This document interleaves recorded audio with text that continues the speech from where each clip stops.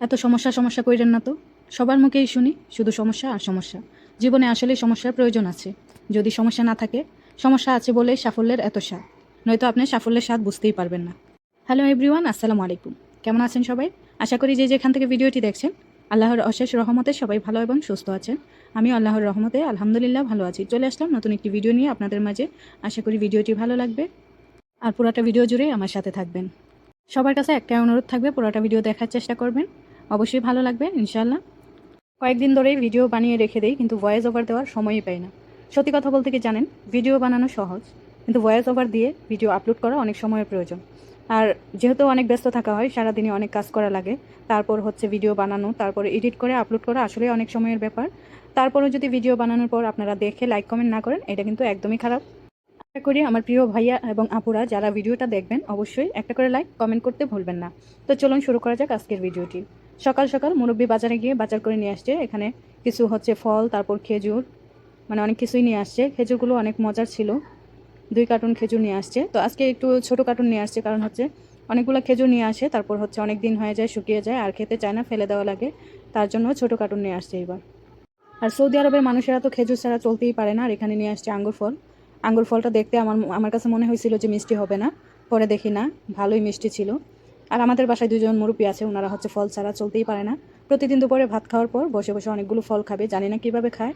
আমার তো দুপুরে ভাত খাওয়ার পর আর কিছুই খেতে ইচ্ছে করে না, পেট ভরে যায়। তো এটা হচ্ছে টুস বিস্কিট, এটা হচ্ছে চা দিয়ে ভিজিয়ে খেলে খুবই ভালো লাগে। আর এটা হচ্ছে, এটাকে হাবেক বলে আরবিতে, এটা চায়ের মধ্যে দিয়ে খায়, ভালোই লাগে। আমি খাই না, যদিও আমি চা খাই না, তো ওরা খায় সবসময়। আর আঙ্গুর ফলটি হচ্ছে আমি দেখতেছিলাম, মন চাইছিল একটু খাই, কিন্তু ধুয়ে তারপর খেতে হবে, অনেক কাজ জমে আছে। সবজিগুলোকে আমাকে গুছিয়ে ফ্রিজে রেখে দিতে হবে, তারপর চলে যেতে হবে দুপুরে রান্না করার জন্য। তো এই ছিল আমার আজকে সবজির বাজার। সরি, সবজি তো না, ফল। আজকে সবজি আনে নাই, কারণ বাসায় সব ধরনের সবজি ছিল, শুধু ফল আনতে গেছে। আর এটা ছিল থিন ফল। থিন ফলটা আমার কাছে খুব ভালো লাগে, আমি হচ্ছে একটু পর পর একটা করে নিয়ে খাই। আমরা যখন বাংলাদেশে ছিলাম এই ফলগুলোকে দেখলে ডুমুর ফল বলে বলতাম, জানি না ওগুলো আর এগুলো এক নাকি। তো ফলগুলো আমি গুছিয়ে রেখে দিয়েছি ফ্রিজে। একজন ঘুম থেকে উঠছে, ওনার জন্য হচ্ছে ডিম সেদ্ধ করে নিয়েছি নাস্তার জন্য। উনি প্রতিদিন 4টা করে ডিম খায়, আর দুপুরে খাবার খায় না, রাতে খায়। দুপুরে খায় না, রাতের বেলা খায়, আর হচ্ছে সকালে 3টা করে ডিম খায়। আর আমি 5টা ডিম সিদ্ধ দিয়েছিলাম, ভাবছিলাম যে আমি একটা খাবো, আর আমার বাসায় একজন মুরব্বী আছে, ওনার জন্য একটা। 5টা ডিম সিদ্ধ করে নিয়েছিলাম। তো এখানে 4টা ডিমকে আমি কুচি করে নিয়েছি, একদম কুচি কুচি করে নিয়েছি। এটাতে একটু সস দিয়ে দেবো, এই সসটা দিয়েই হচ্ছে উনি রুটি দিয়ে খায়, ওনার কাছে ভালো লাগে এইভাবে। ওনার হচ্ছে, আমি এখানে আসছি 2.5 বছর হয়ে গেছে, প্রতিদিনই ওনার সকালবেলার নাস্তা এটা 3টা বা 4টা ডিম, সাথে সত্তা, এটাকে আরবিতে সত্তা বলে। আর হচ্ছে একটু চিজ দিয়ে দিই, লবণ লবণ লাগে এই চিজটা, আর সাথে ছিল শনপাপড়ি। আর চায়ের সাথে দুধ দিয়ে দিই, দুধ চা, এভাবে উনি হচ্ছে প্রতিদিন নাস্তা করে। দুপুরের খাবার খায় না, রাতে আবার হালকা পাতলা খাবার খায়। ওনার অনেক ডায়াবেটিস, ওনার ডায়াবেটিসও হচ্ছে পাটা পচে গেছে, একদম একটা পা পচে গেছে। কিন্তু আমাদের দেশে দেখছি যে ডায়াবেটিস হলে হচ্ছে মানুষ মিষ্টি জাতীয় কোনো খাবার খায় না, ওনারা সব কিছু খায়, কোনো বাঁচে না। আর ওনারা খাবে না কেন, ওনাদের দেশে তো চিকিৎসা করতে কোনো টাকা লাগে না। ডায়াবেটিসের মতো একটা কঠিন রোগ, এটার মানে চিকিৎসাও ফ্রি, একদম হচ্ছে যত ধরনের ওষুধ লাগে সব কিছু ফ্রি দেয়। এই জন্য ওনারা তো মাথা ঘামায় না, সব কিছুই খায়। তারপর হচ্ছে নাস্তাটা ওনাকে দিয়ে আসলাম, আর দুপুরের রান্নাটা শুরু করে দিয়েছি। আমার কাজের কোনো শেষ নেই, একটা শেষ হলে আরেকটা শুরু হয়ে যায়। তো দুপুরের রান্নাটা আমি করে নিচ্ছি, রান্নাটাও হয়ে গেছে।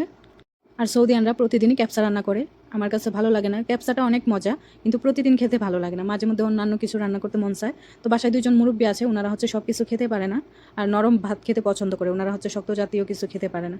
তো যাই হোক, আমি রান্নাটা করে ফেলছি, দুপুরে রান্না করা শেষ, আমরা 3জন মানুষ বাসায়। আর হচ্ছে কিছুদিন আগে আমাদের বাসায় একটা তরমুজ আনছিল, সবার সাথে শেয়ার করেছি। তরমুজটা একদমই পচা ছিল। তারপর হচ্ছে এইবার মুরব্বী বাজারে গিয়ে একদম কেটে দেখে একটা অনেক সুন্দর তরমুজ নিয়ে আসছে। এই তরমুজটা একদম মিষ্টি ছিল, এক কথায় অসাধারণ ছিল। তরমুজটা খেতে ভালো লাগে। আমার আবার ফল খেতে বেশি একটা ভালো লাগে না, কিন্তু তরমুজটা যদি মিষ্টি হয় তাহলে আমি 2-1 টুকরা খাই। তারপর হচ্ছে এই যে সাম্মাম নিয়ে আসছে, সাম্মামটাও আজকেরটা অনেক মজার ছিল। মানে চুর গেলে বুদ্ধি হয়, একটা কথা আছে না, একদিন নষ্ট হয়ে যায়, তারপর থেকে এখন কেটে চেক করে নিয়ে আসে মিষ্টি কিনা। তো আজকের তরমুজটা ভালোই ছিল। আর আঙ্গুর ফল, 3 ফল আমি ধুয়ে নিয়েছি। তো এত বড় তরমুজ নিয়ে আসে, একটা তরমুজ প্রায় 1 সপ্তাহ চলে যায়। অল্প অল্প করে কাটি, আর বাকিটা হচ্ছে এইভাবে আমি হচ্ছে ফয়েল পেপার দিয়ে মুড়িয়ে রাখি।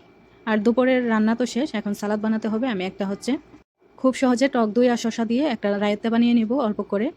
এখানে আমি হচ্ছে শশা কুচি করে নিয়েছি, আর 2 কোয়া ছোটো সাইজের রসুন কুচি করে নিয়েছি, দিয়ে দেবো পরিমাণ মতো টক দই, দিয়ে মিক্স করে নিলেই হয়ে যাবে রায়তা। তো আমি অল্প করে বানিয়েছিলাম, সবাই খাবে না, 2জনের জন্য বানিয়েছি। আর আমার বাসার একজন মুরব্বী আছেন, উনি হচ্ছে মানে ভাতের সাথে ক্যাপসা, বিরিয়ানি যাই রান্না করেন তার সাথে একটা তরল জাতীয় মানে লিকুইড একটা তরকারি থাকতে হবে। তরকারি না হলে উনি হচ্ছে শুকনা শুকনা ভাত খেতেই পারে না। তো খাওয়া দাওয়া শেষ করে বিকেলবেলা ঘুমাইছিলাম, হঠাৎ করে শুনি এত ঝড় তুফান শুরু হয়ে গেছে। 5টার দিকে, বিকেল 5টার দিকে ঘুম ভাঙার পর বাইরে যায় দেখি যে বালু দিয়ে একদম অবস্থা খারাপ। পুরা বাড়ি বালু দিয়ে একদম তলিয়ে গেছে, দেখেন অবস্থা। তো এই ছিল আমার আজকের ভিডিও। কালকে তো আমার অবস্থা খারাপ হয়ে যাবে, এই পুরা বাড়ি গোছাতে হবে। আমি শুধু আপনাদেরকে একটা দিক দেখাইছি, পুরা বাড়ি কিন্তু অনেক বড়। তো এই ছিল আমার আজকের ভিডিও। সবাই ভালো থাকবেন, সুস্থ থাকবেন। আর ভিডিওটি দেখার পর কেমন লাগলো অবশ্যই কমেন্ট করে জানাবেন। আল্লাহ হাফেজ।